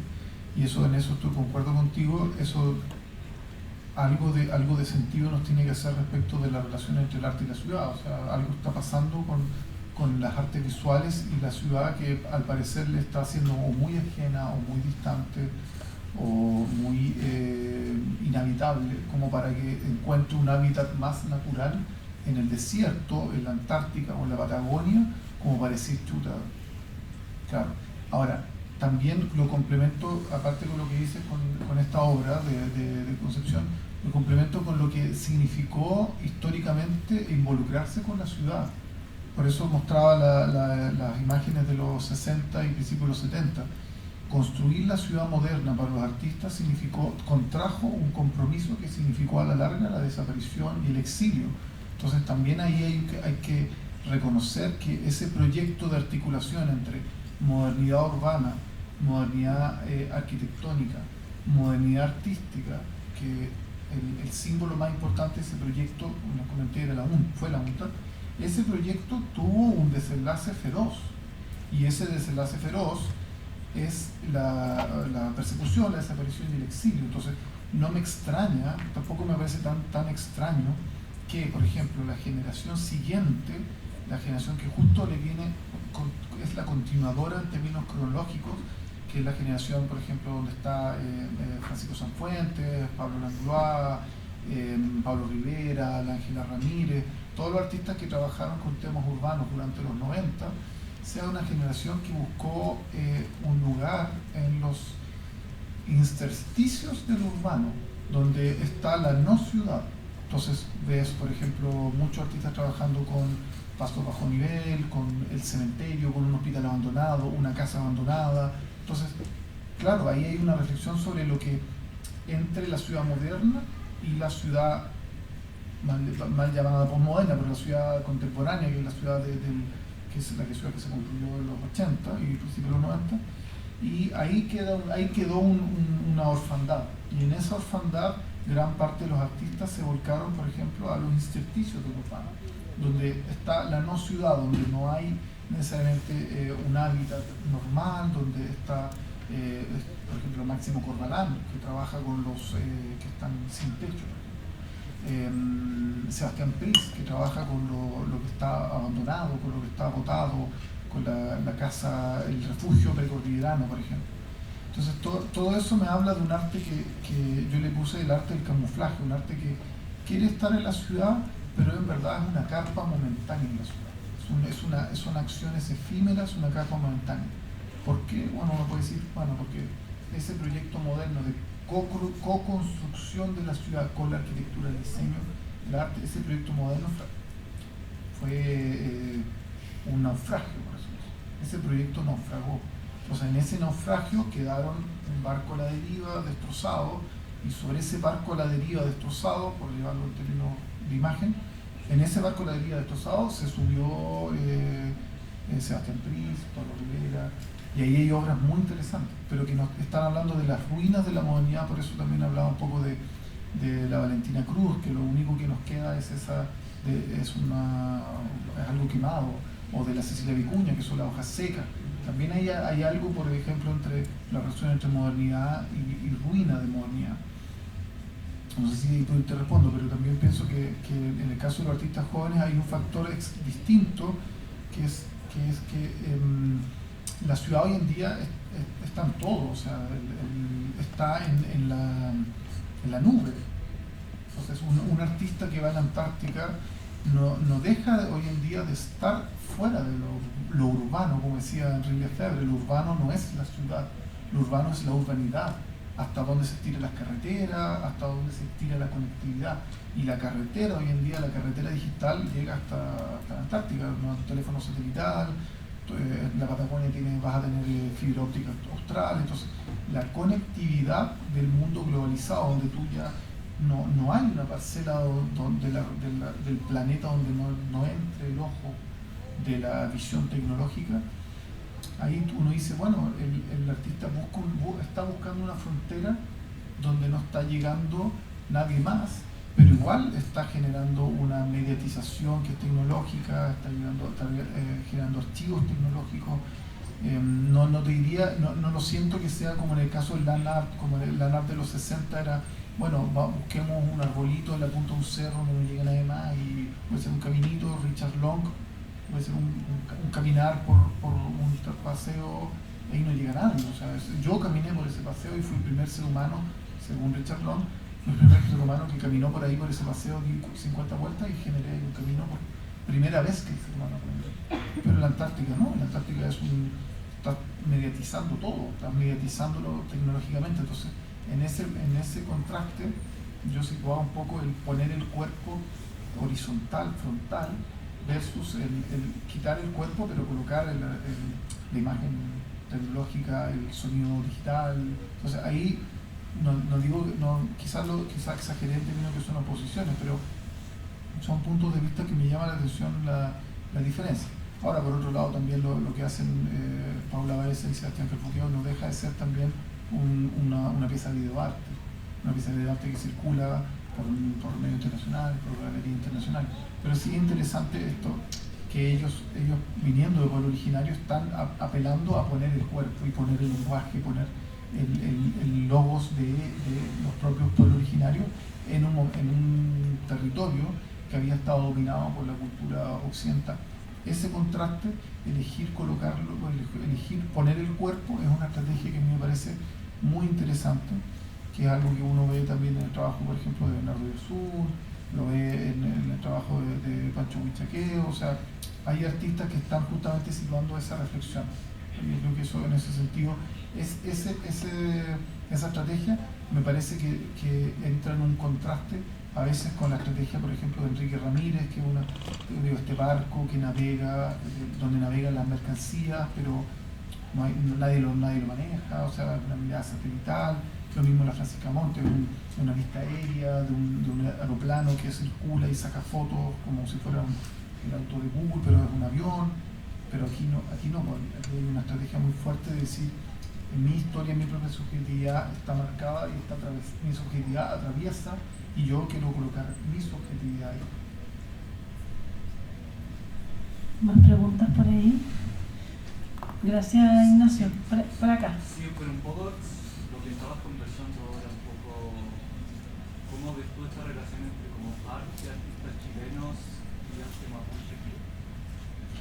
Mira, de partida te voy a decir que todo lo que diga yo tiene serios problemas, o sea, evidente, o sea, creo que esa relación,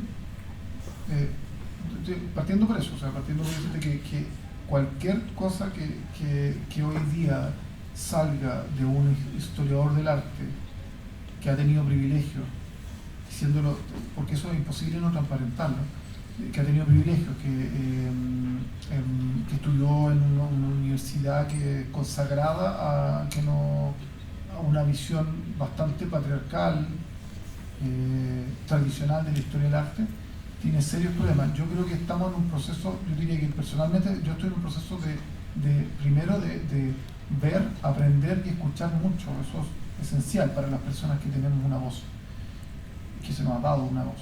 O sea, lo primero es decir, oye, hay que dar ese poder, o sea, entregarlo. Entonces yo diría que conozco un historiador del arte que se llama Cristian Vargas, que él ha estado escribiendo muchísimo sobre este tema, tiene varios libros, ensayos escritos, y te diría que su perspectiva es bastante, yo estoy transmitiendo su perspectiva, parte de la parte final sobre la crisis del Estado-Nación.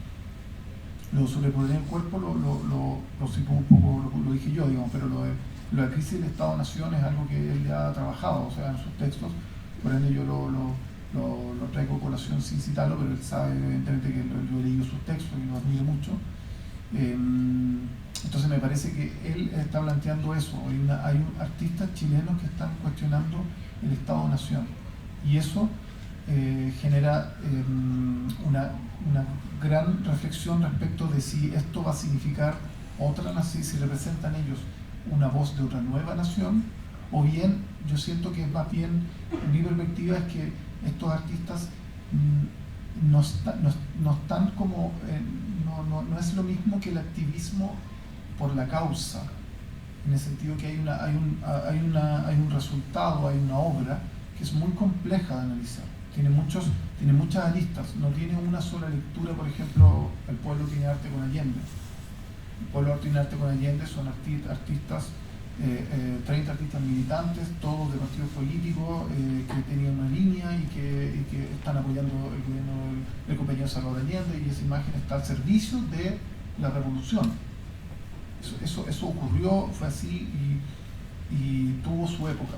Te diría que, por ejemplo, entre el 85 y el 88 hubo también muchos artistas comprometidos con el no. Imagínate, o sea, evidente. Entonces, Balme, La Gracia Barrio, Bororo, el Sami, o sea, muchos artistas estaban haciendo imágenes para el no, por ende su arte tenía una urgencia. Ahora, yo no logro ver, no creo que estas obras, las tres que yo mostré acá, correspondan a artistas que estén abanderados por una causa, en el sentido de yo quiero que salga esto en la nueva constitución. Eso quizás lo hacen más desde su propia tribuna, pero las obras son obras muy complejas, porque Sebastián, por ejemplo, la obra que le mostré, la del Bueye, es una obra muy crítica del patriarcado en el interior de la cultura mapuche. Él ha hecho muchas obras criticando la propia visión patriarcal de la cultura mapuche. Entonces, él no es que esté como 100% abanderado, pero hay una reflexión sobre respecto a lo que significa ser mapuche en el sentido urbano, en el sentido de medio millón de habitan en Santiago. Entonces han crecido ahí y tienen otras referencias. La Paula, por ejemplo, es una artista mapuche pop, o sea, gran parte de su obra tiene que ver con cómo los mapuches y los pueblos originarios intervienen sobre el paño de lo que es la cultura neoliberal, pero también en Europa. O sea, ella está trabajando ese problema. Entonces, es pueblo originario analizando ese tema. Pero yo diría que, desde mi punto de vista, creo que es un momento que, como le decía el cura de Chihuahua, tenemos que leer un recado para los chilenos, y yo soy chileno, entonces ese recado está hecho para mí. Entonces, hay que leerlo y ser súper autocrítico y decir, hay que ser súper autocrítico. Yo creo que leer el recado para los chilenos de Licura Echehuelá debería ser una cosa obligatoria para todos los chilenos, desde primero a cuarto medio, debe ser literatura obligatoria, porque no hay nada mejor para hacernos pensar sobre ese problema. Desde mi punto de vista, no hay nada mejor que esté tan inteligentemente escrito, sensible, empático. Con ese texto, yo veo las obras de estos chicos, de esta escena, y digo, claro, hay muchas gradientes, mucha complejidad, y los veo que ellos también son artistas que son muy conscientes de los privilegios de lo que significa ser artista y estar en el circuito del arte. Eso ya de por sí, me imagino que a una esfera de la comunidad mapuche le tiene que parecer chino mandarín, o sea, debe ser bastante problemático ver sus obras en colecciones, circulando en colecciones por todo el mundo. Pero yo creo que eso es parte de lo que ha estado reflexionando Cristian, de esta idea de intervenir el circuito del arte tradicional, generar obras en las colecciones, ir y poner el cuerpo en el centro de donde se sacó ese cuerpo. Yo creo que hay posturas bastante interesantes respecto de la propia historia, occidental, etc. Una última pregunta. Allá al fondo. Dos. Aquí. Usted había mencionado, como, no sé si decir que le preocupaba que los nuevos artistas no trataran temas como por ejemplo lo fue el golpe de Estado, y me pareció interesante porque normalmente cuando en temas así se ven jóvenes, las generaciones antiguas suelen molestarse, como que les molesta mucho que las generaciones nuevas hagan movimientos respecto a esto, como se manifiesten. Entonces, ¿a qué cree usted que se debe esta molestia de las generaciones antiguas por la oposición al olvido que tienen las nuevas generaciones?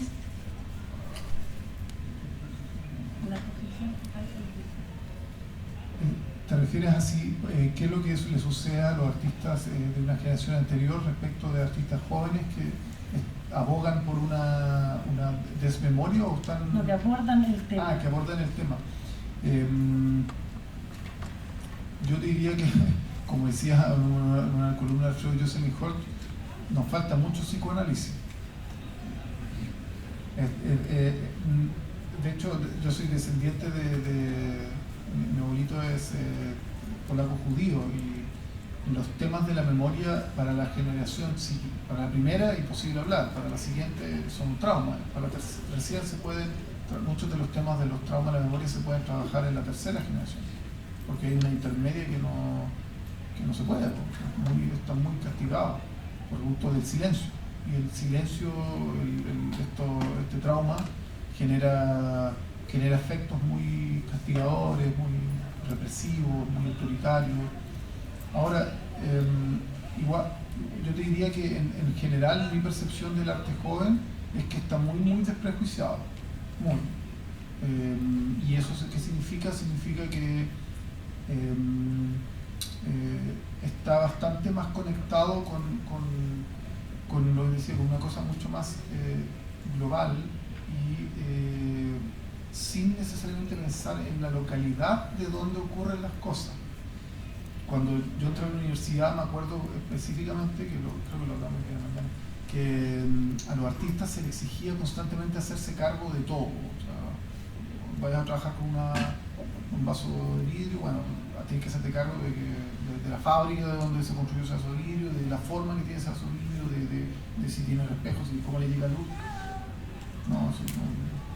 Ningún artista joven quiere hacerse cargo de nada, o sea, no te puedes hacer cargo de nada. Entonces creo que hay una soltura muy fuerte, hay un tránsito, hay una transición muy fuerte respecto de lo que significó un aparato educativo muy tradicional. Entonces hoy en día en general los artistas se mueven por disciplinas, se mueven por navegan por diferentes géneros, navegan por temáticas sin necesidad de sentirse comprometidos o obligados a trabajarlos de tal o cual manera, y eso yo creo que le entrega mucha frescura respecto de las aproximaciones, respecto de cómo tomar la aproximación. El propio estallido, si tú lo piensas, en el estallido sucedieron cosas que eran impensadas, en el sentido bueno, con los monumentos, con los edificios que estaban contando su profesora Daniela, con los edificios ocurrieron cosas que eran impensadas. O sea, también el desprejuicio también significa un rechazo hacia la jerarquía de lo que es la historia, hacia la jerarquía de lo que es la memoria. Entonces, la jerarquía de lo que tiene, por ejemplo, los elementos al interior de la ciudad, esa desjerarquización que también se cruza con temas de género, o sea, la desjerarquización de las fronteras de lo que es el género ha hecho también que los artistas jóvenes se sientan mucho más en tránsito, o como se dice hoy en día, en fluidez entre ideas, entre formas, entre lenguajes, entre temáticas que pueden tomar y sacar sin ninguna necesidad y obligación de rendirle pleitesía ni obligatoriedad a nadie. Y eso yo creo que es representativo también de una sociedad bastante más, por un lado, democrática, horizontal, pero mucho más global, o sea, mucho más globalizada en ese sentido, en ese ámbito. Entonces se sienten mucho más comprometidos con lo que pueda pasar frente de mi casa. Yo tengo una casa de artistas jóvenes en Santiago y pintaron su camioneta con la bandera de Ucrania, por ejemplo. Curioso, entonces no está con la bandera de Walmart, está con la bandera de Ucrania. Entonces hay una desconexión respecto de lo local y lo global. Hay una transversalidad del mundo, porque las plataformas en las que habitan probablemente son desjerarquizadas y van en relación a algo que no se logra entender muy bien, pero es las redes sociales. Tú vas a YouTube y navegas por cosas que dicen, cómo llegué para acá. Entonces, no hay estados-nación en eso. Vamos, es una cosa mucho más global en ese sentido. Pero a mí me parece que eso le entrega frescura también a un tema que fue muy como dices tú, muy pesado para los artistas, tener que cargar con la mochila de, no, tú tienes que trabajar con los que tienen desaparecido y tienes que trabajar con la dictadura, y claro, eso hoy en día no guarda, no tiene el mismo espesor que tenía hace 15 años, ¿no? Por lo mismo uno ve estas obras, algunas de ellas, por ejemplo la que les mostré de Lorenzini, que camina con una tortuga, o sea, qué cosa más indie, por decirlo así. Bueno, él de hecho es músico. Diego Lorenzini, no sé si lo conocen, él esencialmente es músico de música indie y toca con Kings of Convenience, o sea, estaba grabando un disco en Italia, después para Noruega. Entonces, no. Había otra pregunta, tenemos que ir cerrando. Sí, muy rapidito. Esto va como al tema del estallido social. Que se me va lo que iba a preguntar. Pero ya, usted mencionaba que había como esta como desvinculación, pero yo pienso que sin embargo en el 2019 se estaban abarcando muchos temas muy importantes, tanto como en temas latinoamericanos, con el estallido social, que la pandemia lo cortó, por así decirlo. Yo siento que eso estaba agarrando una fuerza muy importante, que fue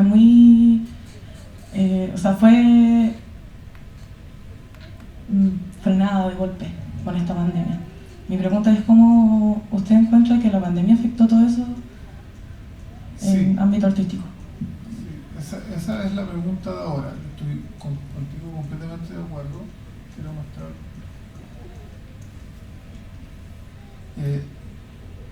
La idea de América Latina es una idea que, para hacer un poco un micro recuento, es una idea que es de fines del siglo XIX, principios del XX, una idea que congregó ha congregado en diferentes momentos de la historia del siglo XX, pero su momento cúlmine, su momento más fuerte, fue en la década de los 60.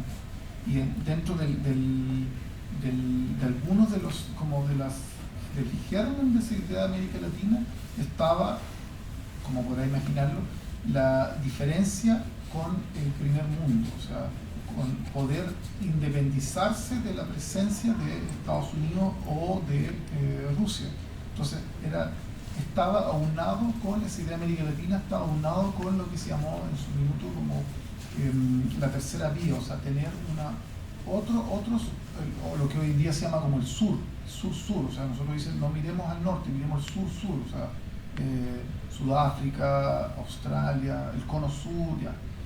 Y creo que eso en los 60 tenía una significación muy transversal, o sea, muy fuerte. Había una economía que se trataban de impulsar en esos términos, de una industria que se trataba de impulsar, de una industria que no fuera dependiente, una industria que pudiera ser independiente y autárquica.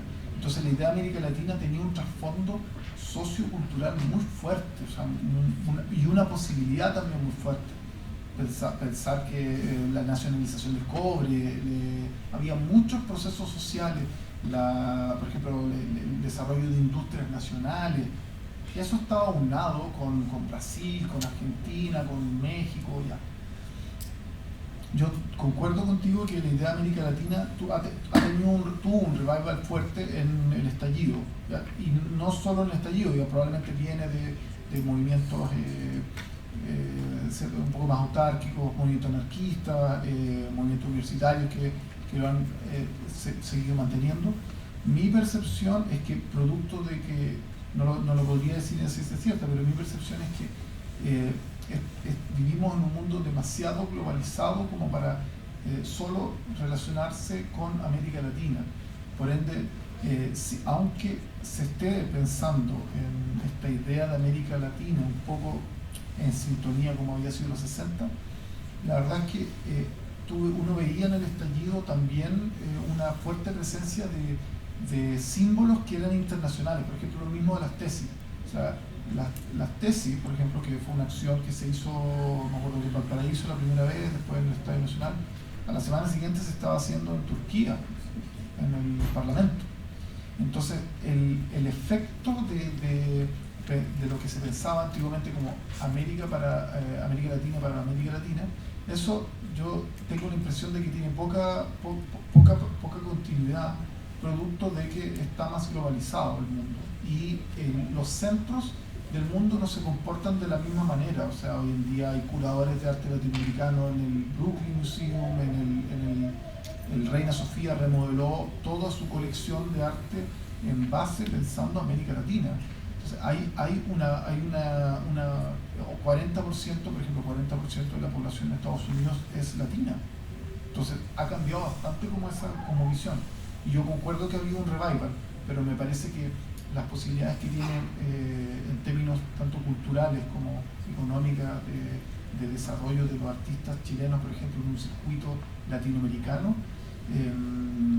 es bastante menor, bastante menor. O sea, incluso hoy en día yo tiendo a ver que los artistas tienen todavía muy fuertes lazos con Europa, más que con Argentina, que con Brasil, que con Perú. O sea, si tú le preguntas a un artista joven, bueno, la Paula Baeza se fue a vivir a Zúrich, Sebastián Refugió está ahora exponiendo en París, por producto de que también son los centros que mayor consumen arte.